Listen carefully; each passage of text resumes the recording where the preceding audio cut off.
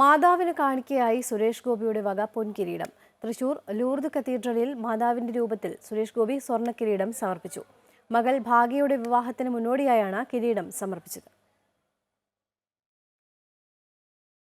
Lourdes കത്തീഡ്രലിൽ പെരുന്നാളിനെത്തിയ സമയത്ത് മാതാവിന്റെ തിരുസ്വരൂപത്തിലെ കിരീടമിളകുന്നത് കണ്ട സുരേഷ് ഗോപി തന്നെയാണ് നേർച്ചയായി പുതിയ പൊൻകിരീടം നൽകാൻ സന്നദ്ധത അറിയിച്ചത്.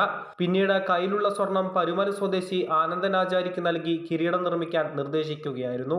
2 ആഴ്ചയിലധികം സമയമെടുത്താണ് കിരീടം നിർമ്മിച്ചത്. തുടർന്ന് സുരേഷ് ഗോപിയും കുടുംബവും ഇന്നു രാവിലെ ലൂർദ് കത്തീഡ്രലിലെത്തി മാതാവിന്റെ തിരുസ്വരൂപത്തിൽ കിരീടം അണിയിച്ചു. വികാരി ഫാദർ ഡേവിസ് പുലിക്കോട്ടിലിന്റെ നേതൃത്വത്തിലായിരുന്നു ചടങ്ങുകൾ.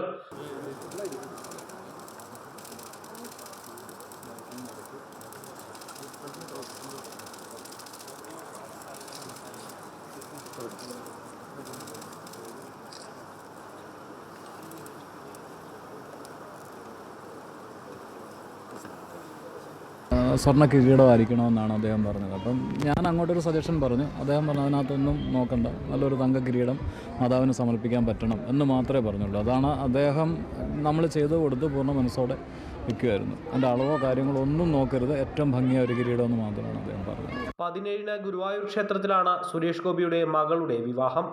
അമൃത ന്യൂസ്, തൃശൂർ.